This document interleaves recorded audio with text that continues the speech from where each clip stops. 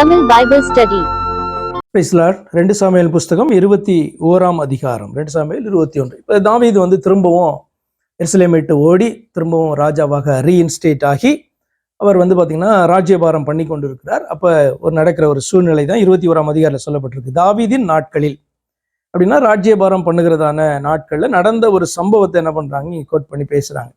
தாவீது நாட்களில் 3 வருஷம் ஓயாத பஞ்சம் உண்டாயிருந்தது. அப்போது தாவீது கர்த்தருடைய சமூகத்தில் விசாரித்தான். கர்த்தர் கிபியோனியரை கொன்று போட்ட சவுலுக்காகவும் இரத்த பிரியரான அவன் வீட்டாருக்காகவும் இது உண்டாயிற்று என்றார். கிபியோனியர் எத்தனை பேருக்கு ஞாபகம் இருக்கு? இவர்கள் இஸ்ரவேலர்கள் அல்ல. இவர்கள் என்ன அப்படின்னு சொன்னா, என்ன கட்டளை பெற்று உள்ள வருகிறார்கள் அப்படின்னு சொன்னா, யாரு? யோசுவாவும் இஸ்ரவேலர்களும் உள்ள வராங்கன்னா அங்க இருக்கிற ஜாதிகள் எல்லாம் என்ன பண்ணணும்? அழிக்கணும், அவர்களுடைய அக்கிரமம் நிறைவேறிச்சு அப்படின்னு சொல்லிட்டு ஆண்டவர் என்ன பண்றாரு, இவங்களை கொண்டு வர்றாரு. எமோரியர்ல ஒரு கூட்டம் தான் பாத்தீங்கன்னா இந்த கிபியோனியர் அப்படின்னு சொன்னா, அவர்கள் ஒரு பட்டணத்துல வாசம் பண்ணுகிறதான ஒரு கூட்ட ஜனம் அது. ஆனால் இவர்கள் என்ன பண்றாங்க அப்படின்னு சொன்னா, இஸ்ரவேலின் தேவனை தேவனுக்கு பயப்படுகிறது மாத்திரமல்ல, தாங்கள் எப்படியாவது தப்பித்து கொள்ள வேண்டும் என்பதற்காக என்ன பண்றாங்க, தந்திரமாக ஒரு காரியத்தை செய்து யோசுவாவோடு கூட உடன்படிக்கை பண்ணிடுறாங்க. அப்போ உடன்படிக்கை பண்ணினதின் நிமித்தமாக பாத்தீங்கன்னா யோசுவா என்ன பண்ணணும், இவர்களை காக்க வேண்டும். இஸ்ரவேல் ஜனங்க இந்த கிபியோனியரை அழிக்க கூடாது, காக்க வேண்டும். இமீடியட்டா ஒரு காரியம் நடக்கும். அங்கேயும் யோசுவாலே வாசிப்பீங்க. எப்படி அப்படின்னு சொன்னா, மற்ற எல்லா எமோரியரும் எப்படி இஸ்ரவேலர்களோடு கூட போய் சேர்ந்து கொள்ளலாம் என்று சொல்லி கிபியோனுக்கு விரோதமாக பாத்தீங்கன்னா பெரிய யுத்தத்தை அனௌன்ஸ் பண்ணி அவங்க டிக்ளேர் பண்ணி வருவாங்க. அப்போ இவர்கள் செய்தியை யோசுவாவுக்கு அனுப்பும் போது யோசுவா என்ன பண்ணுமா, போய் கிபியோனியரை அவன் காப்பான். மற்ற எமோரிய ராஜாக்களிடத்துல இருந்து இந்த கிபியோனியரை அவன் காத்தான். ஏன்னா உடன்படிக்கையின் படி. உடன்படிக்கைன்னா என்ன அப்படின்னு சொன்னா ரொம்ப சிம்பிள். எப்படி ராகாப் காக்கப்பட்டா? ராகாப் நம்பினாள், இஸ்ரவேலின் தேவன் உண்மையான தேவன் என்று சொல்லி நம்பி இஸ்ரவேலர்களுடைய பக்கம் பாத்தீங்கன்னா அவள் சாய்ந்தாள், வந்தா. அப்ப அந்த நம்பிக்கை, அந்த விசுவாசம், அதை நிமித்தமாக செய்யப்பட்ட உடன்படிக்கையினால எரிகோவிலே வாசம் பண்ணதான வேசியாகிய ராகாபும் அவள் குடும்பமும் காக்கப்பட்டது. அதே மாதிரி இந்த கிபியோனியருடைய கூட்டம் பாத்தீங்கன்னா இஸ்ரவேல் ஜனங்களோடு கூட செய்த உடன்படிக்கை, அவர்களுடைய தெய்வத்தை நம்பின அந்த நம்பிக்கை நிமித்தமாக என்ன பண்ணாங்க, அந்த பட்டணம் காக்கப்பட்டது. அப்போ பாத்தீங்கன்னா எந்த நாளுமே பாத்தீங்கன்னா இவர்கள் கிபியோனியர்களுக்கு விரோதமாக எழும்பி ஒரு காரியத்தை செய்யக்கூடாது. ஆனா சவுல் என்ன பண்ணிட்டான்? 2வது வசனம் பாருங்க. அப்போது ராஜா கிபியோனியரை அழைப்பித்தான். கிபியோனியரோ இஸ்ரவேல் புத்திரராயிராமல் எமோரியரில் மீதியாய் இருந்தவர்கள். அவர்களுக்கு இஸ்ரவேல் புத்திரர் ஆணையிட்டிருந்தும் சவுல் இஸ்ரவேல் புத்திரருக்காகவும் யூதாவுக்காகவும் காண்பித்த வைராக்கியத்தினால் அவர்களை வெட்ட வகை தேடினான். அப்படியே கிபியோர்களுக்கு விரோதமாக சவுல் ராஜா எழும்பி, அதாவது காக்க வேண்டிய சவுல் ராஜா பாத்தீங்கன்னா உடன்படிக்கை மீறி என்ன பண்றான், அந்த ஆணையிட்டு இருந்தாங்க, அதெல்லாம் மீறி தன்னுடைய நாட்கள்ல தனக்கு பாத்தீங்கன்னா அந்த அத்தாரிட்டி வந்த பொழுது, யோசுவாவின் காலம் எப்பயோ போயிடுச்சு இல்ல, யோசுவா பாத்தீங்கன்னா ஒரு நியாயாதிபதியா காணப்பட்டான். நியாயாதிபதியை போலதான் இல்லையா, ஒரு மேய்ப்பன். அவனுக்கு அப்புறம் ஒரு ராஜா மாதிரி. ஆக்சுவலா மோசே பாத்தீங்கன்னா ஒரு ராஜா மாதிரினா, யோசுவா ஒரு ராஜா மாதிரி தான். இவர்கள்லாம் மேய்ப்பர்கள். அதுக்கப்புறம் காணப்பட்ட நியாயாதிபதிகள்லாம் இஸ்ரவேலை பாத்தீங்கன்னா மேய்த்தவர்கள், மேய்ப்பர்கள் என்று அர்த்தம். அதுக்கப்புறம் ராஜா மேய்ப்பர்களாக அதுக்கப்புறம் காணப்படுறாங்க. அப்ப இந்த அத்தாரிட்டி எல்லாம் மாறி மாறி மாறி இப்ப சவுலுடைய கரத்துல வந்தபோது இஸ்ரவேலர்களுக்காக, மற்றவர்களுக்காக என்னன்னா எரிச்சலா இருக்கும் இஸ்ரவேலர்களுக்கு. கிபியோனியர்கள் பாத்தீங்கன்னா நம்முடைய சுதந்திரத்துல அவர்கள் பாத்தீங்கன்னா பங்கு பெற்று நடுவுல ஒரு சிட்டியில, அரணான பட்டணத்துல நல்லா வாழ்கிறார்களே என்று பார்க்கும்போது ஒரு பயங்கர எரிச்சலும் கோபமும் வருமா இல்லையா? வரக்கூடாது. ஏன்னா நம்ம அந்நிய தேசத்துல வாழ்கிறோம் என்று சொன்னால் அவர்களுக்கு அந்நிய தேசத்திலே காணப்படுற அந்த சொந்த தேசத்து ஜனங்களுக்கு எப்படி இருக்கும்? நம்ம தேசத்துல நம்மளோட நல்லா இருக்கும். வருமா இல்லையா? அப்ப ஆண்டவர் இதை குறித்து பேசி இருந்தார். என்ன அப்படின்னு சொன்னா, உங்கள் மத்தியிலே காணப்படுகிறதான அந்நியர்களை நீங்கள் மதித்து நடக்கணும். ஏன்னா நீங்க எகிப்து தேசத்துல அந்நியர்களா இருந்தீர்களே. அப்ப நம்முடைய தேவனுடைய பக்கத்தை நீங்க பார்க்கும் பொழுது அவரை சார்ந்து கொண்டால், அவர்கள் பாத்தீங்கன்னா புறஜாதிகள், அந்நியர்கள், வேறுங்க பிறந்து வளர்ந்து வந்தவர்கள் இப்படின்ற காரியம் மேலோட்டமாக பார்க்கப்படும். ஆனால் ஆண்டவர்கிட்ட ஆண்டவர் இப்படிதான் பாக்குறாரு, தன்னுடைய பிள்ளையா தான் பார்ப்பாரு. இப்ப இந்த கிபியோனியர்கள் நிமித்தம் ஆண்டவர் இஸ்ரவேலை தண்டிக்கிறாருன்னா பாத்துக்கோங்களேன். இது நமக்கு புரிய வேண்டும். நமக்கு உண்டாகிற எரிச்சல் ஏன் பாத்தீங்க அப்படின்னு சொன்னா, இந்த அந்நியன் ஆசீர்வதிக்கப்படுகிறான் அப்படிலாம் இருக்கக்கூடாது. ஏன் அப்படின்னு சொன்னா, அவன் ஆண்டவரை பற்றி கொண்டானா நம்மள மாதிரி அவனும் ஒரு பிள்ளை. அந்த ஆங்கிள் நீங்க பாத்தீங்கன்னா இந்த காரியம் புரியும். கிபியோனர் ஏன் வந்து ஆண்டவர் நேசித்தார் என்கிறதான காரியம். அப்ப கிபியோனர்கிட்ட இருந்து நம்ம ஒரு காரியத்தை நம்ம படிக்க முடியும். அப்ப தேவனுடைய கோபாக்கினிலிருந்து தப்பித்துக் கொள்வதற்கு அந்த மெய்யான தெய்வத்தை அவர்கள் சார்ந்து கொண்டார்கள். ஆனபடினாலே அந்த கூட்டம் முழுவதுமாக, அந்த பட்டணம் முழுவதுமாக தப்பினது. இப்போ வந்து எத்தனையோ வருஷங்கள் ஆகிவிட்டது. எத்தனையோ வருஷங்கள், 500 600 வருஷங்களுக்கு மேல ஆயிடுச்சு. இப்ப மேலே ஆயிருக்கும். சரி, 3வது வசனம். இப்ப சவுல் வந்து பாத்தீங்கன்னா ரொம்ப ஒரு அநியாயமான ஒரு காரியத்தை பண்ணியிருக்கான். ஆகையால் தாவீது கிபியோனியரை பார்த்து, நான் உங்களுக்கு செய்ய வேண்டியது என்ன?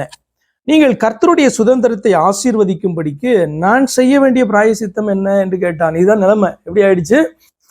வேற ஜனங்க கர்த்தருடைய சுதந்திரத்தை இவர்கள் ஆசீர்வதிக்கணும். ஏன் அப்படின்னா அந்த ஜனங்களின் நிமித்தமாக கர்த்தர் யாரை தண்டிச்சிட்டு இருக்காரு? இப்ப தன்னுடைய சொந்த பிள்ளைகளாகிய இஸ்ரவேலரை ஆண்டவர் தண்டிச்சிட்டு இருக்காரு. இந்த விஷயம் வந்து தாவீதுக்கு வெளிப்பட்ட போது அவர்களை கூப்பிட்டு, நீங்க கர்த்தருடைய சுதந்திரத்தை ஆசீர்வதிக்கும்படி நான் உங்களுக்கு என்ன செய்யணும்? ஏன் அப்படின்னா கர்த்தருடைய பிள்ளைங்க உங்களுக்கு விரோதமான மிகப்பெரிய துரோகத்தை என்ன பண்ணியிருக்காங்க? கர்த்தருடைய வார்த்தையை மீறி. ஏன்னா இஸ்ரவேலுடைய தேவனுடைய செட்டைகளுக்குள்ள வந்திருக்கிறதான அந்த கூட்டம் அது. அப்படிதானே? ரூத்தை போல. ரூத் வந்து பாத்தீங்கன்னா இஸ்ரவேலின் தேவனுடைய சட்டைகளுக்குள்ள வந்த பிறகு அவளை வந்து எப்படிதான் பார்க்கணும்? ஒரு இஸ்ரவேல் ஸ்திரீயாக பார்க்கணும். ஆனால் மீதியானிய ஸ்திரீயாகவே பார்த்து ஒதுக்கும்போது கர்த்தர் என்ன பண்ண மாட்டாங்க? அவளை விட மாட்டாங்க. சிறுமைப்பட்டிருக்கிற அவளை ஆசீர்வதித்து அவர்கள் நடுவிலே உயர்த்தி பாத்தீங்கன்னா பேரை வந்து பெருமைப்படுத்தி அப்படி வச்சாங்க இல்லையா? அதே தான் இங்கேயும். அப்ப தாவீதுக்கு இந்த விஷயங்கள் தெரிகிறபடினாலே தாவீது ரொம்ப அழகா வந்து பாத்தீங்கன்னா அந்த காரியத்தை சொல்றான். நீங்கள் கர்த்தருடைய சுதந்திரத்தை, தேவ பிள்ளைகளை ஆசீர்வதிக்கும்படிக்கு நான் செய்ய வேண்டிய பிராயசித்தம் என்ன என்று கேட்டான். அப்போது கிபியோனியர் அவனை பார்த்து, சவுலோடும் அவன் வீட்டாரோடும் எங்களுக்கு இருக்கிற காரியத்திற்காக எங்களுக்கு வெள்ளியும் பொன்னும் தேவையில்லை. இஸ்ரவேலில் ஒருவனை கொன்று போட வேண்டும் என்பதும் எங்கள் விருப்பம் அல்ல என்றார்கள். அப்பொழுது அவன், அப்படியானால் நான் உங்களுக்கு என்ன செய்ய வேண்டும் என்று சொல்லுகிறீர்கள் என்று கேட்டான். அவர்கள் ராஜாவை நோக்கி, நாங்கள் இஸ்ரவேலின் எல்லையிலெங்கும் நிலைக்காதபடிக்கு அழிந்து போக எவன் எங்களை நிர்மூலமாக்கி எங்களுக்கு பொல்லாப்பு செய்ய நினைத்தானோ, அதாவது சவுல் நினைத்தானோ, அவன் குமாரரில் 7 பேர் கர்த்தர் தெரிந்து கொண்ட சவுலின் ஊராகிய கிபியாவிலே நாங்கள் அவர்களை கர்த்தருக்கென்று தூக்கி போட எங்களுக்கு ஒப்பு கொடுக்கப்பட வேண்டும் என்றார்கள். நான் அவர்களை ஒப்பு கொடுப்பேன் என்று ராஜா சொன்னான்.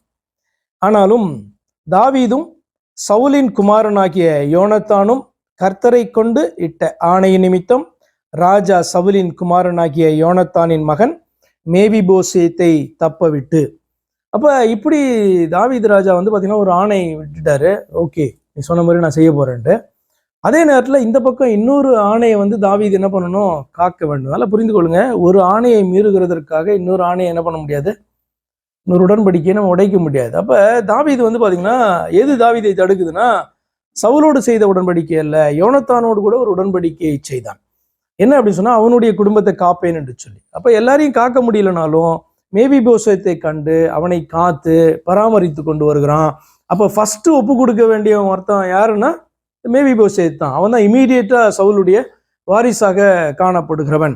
ஆனால் தாவீது வந்து அவனை காக்க வேண்டும். ஏனென்றால் யோனத்தானுக்கு செய்த உடன்படிக்கை நிமித்தம் அவனை காக்க வேண்டும். அப்ப மேவிபோசேத்தை தப்ப விட்டு ஆயாவின் குமாரத்தி ஆகிய ரிஸ்பால். ஆயா அப்படின்னு சொன்னா அது ஒரு பேரு. ஆயான்னு வந்து பாட்டின்னு எடுத்துடக்கூடாது. ஆயா அப்படின்றது வந்து ஒரு பேரு. ஆயாவின் குமாரத்தி ஆகிய ரிஸ்பால் சவுலுக்கு பெற்ற அவளுடைய 2 குமாரராகிய அர்மோனியையும் மேவிபோசத்தையும் சவுலின் குமாரத்தி ஆகிய மேரேப், மேகோலெத்தியன் ஆகிய பர்சிலாவின் குமாரனாகிய ஆதரியலுக்கு பெற்ற அவளுடைய 5 குமாரரையும் பிடித்து அவர்களை கிபியோனியர் கையில் ஒப்பு கொடுத்தான். அவர்களை கர்த்தருடைய சமூகத்தில் மலையின் மேல் தூக்கி போட்டார்கள். அப்படியே அவர்கள் 7 பேரும் ஒருமிக்க விழுந்தார்கள். வார்கோதுமை அறுப்பு துவங்குகிற அறுப்பு காலத்தின் முந்தின நாட்களிலே அவர்கள் கொன்று போடப்பட்டார்கள்.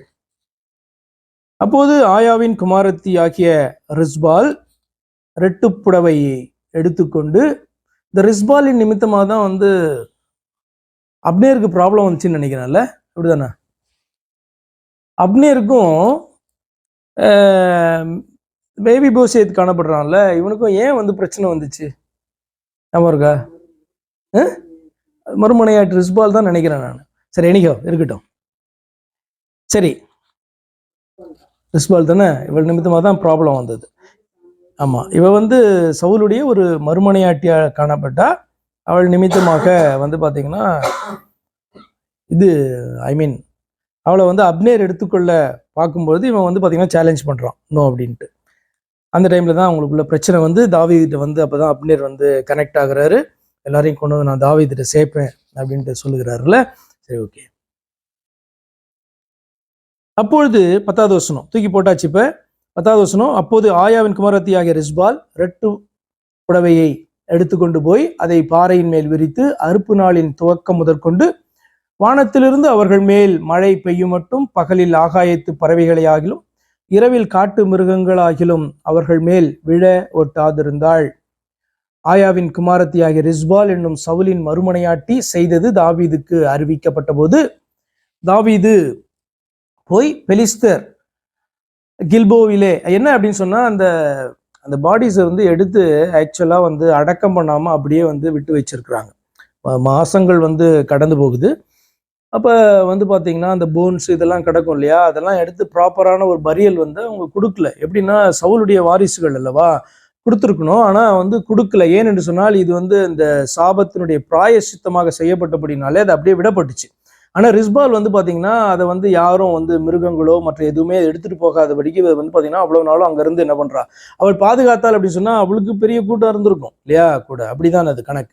ஆயாவின் குமாரத்தியை ரிஸ்பால் என்னும் சவுலின் மறுமனையாட்டி செய்து தாவீதுக்கு அறிவிக்கப்பட்ட போது தாவீது போய் பெலிஸ்தர் கிஸ்போவிலே சவுலை வெட்டின போது பெத்சானின் வீதியிலே தூக்கி போடப்பட்டதும் கீலேயாத்தில் உள்ள யாப்பேஸ் பட்டணத்தார் அங்கே போய் திருட்டளவாய் கொண்டு வந்ததுமான சவுலின் எலும்புகளையும் அவன் குமாரனாகிய யோனத்தானின் எலும்புகளையும் அவர்களிடத்திலிருந்து எடுத்து, இது வந்து முன்னாடி நடந்தான ஒரு காரியம்.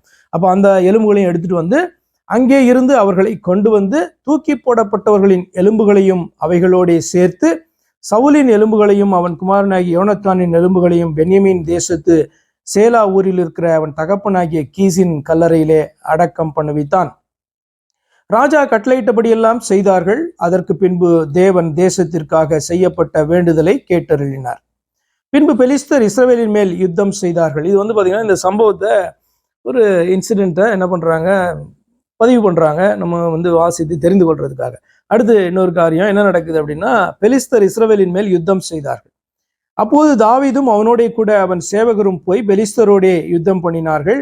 தாவீது விடாய்த்து போனான். விடாய்த்து போனான்னு என்ன அர்த்தம்? பயங்கரமா டயர்ட், ரொம்ப டயர்ட் ஆயிட்டான், சோர்ந்து போயிட்டான். அப்பொழுது 300 சேக்கல் நிறை வெண்கலமான ஈட்டியை பிடிக்கிறவனும் புது பட்டயத்தை அறையிலே கட்டி கொண்டவனுமான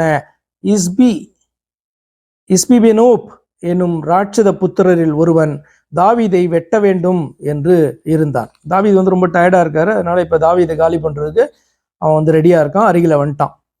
17வது வசனம், செரியாவின் குமாரனாகிய அபிசாய் ராஜாவுக்கு உதவியாக வந்து, யாரு, யோவாபுடைய தம்பி. அதனால இவங்கெல்லாம் பயங்கர பராக்கிரமசாலிகள். அப்போ அவன் வந்து என்ன பண்றான், தாவீதுக்கு உதவியாக வந்து பெலிஸ்தனை வெட்டி கொன்று போட்டான். அப்போது தாவீதின் மனுஷர் இஸ்ரவேலின் விளக்கு அணைந்து போகாதபடிக்கு நீர் இனி எங்களோட யுத்தத்திற்கு புறப்பட வேண்டாம் என்று அவனுக்கு ஆணையிட்டு சொன்னார்கள். அதாவது தாவீதை வந்து யுத்தத்துக்கு வர வேண்டாம்னு என்ன பண்றாங்க, இவர்கள்லாம் தடுக்கிறாங்க. அதற்கு பின்பு பெலிஸ்தருடைய திரும்பவும் கோபிலே யுத்தம் நடந்தது. ஊசாத்தியன் ஆகிய சிபேக்காய் ராட்சத சந்ததியான சாப்பை வெட்டி போட்டான். இன்னொரு ராட்சதனை வந்து பாத்தீங்கன்னா இன்னொருத்தன் கொன்று போடுறான்.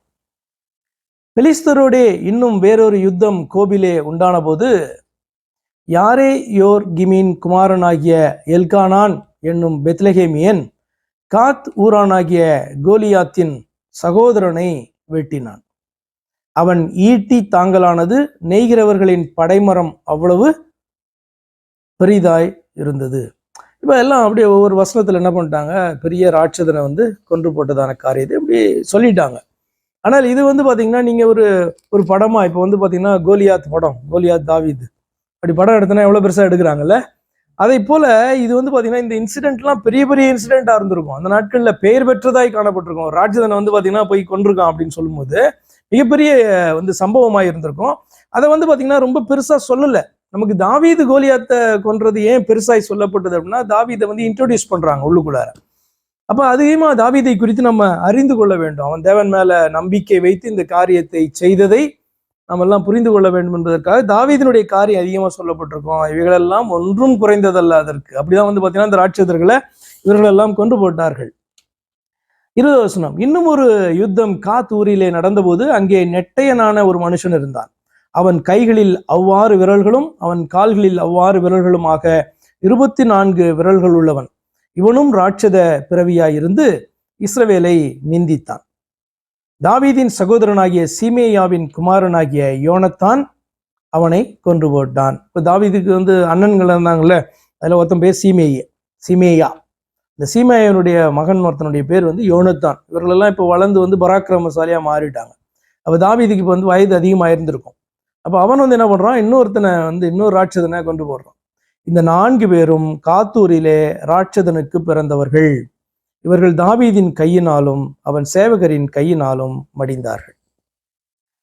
அப்ப இந்த நமக்கு தாவீதினுடைய அந்த வரலாறு முடியுதுல்ல, அப்பயே நீங்க எல்லா ராட்சதர்களுமே கொன்று போடப்பட்டிருக்கிறத நீங்க காப்பி. அதுக்கப்புறம் நீங்க ராட்சதர்கள் என்ன பண்ண முடியாது, இனி வந்து கானான் தேசத்துக்குள்ள நீங்க பார்க்க மாட்டீங்க. எல்லாரையுமே வந்து என்ன பண்ணியிருப்பாங்க, நிர்மூலமாக்கி இருப்பாங்க.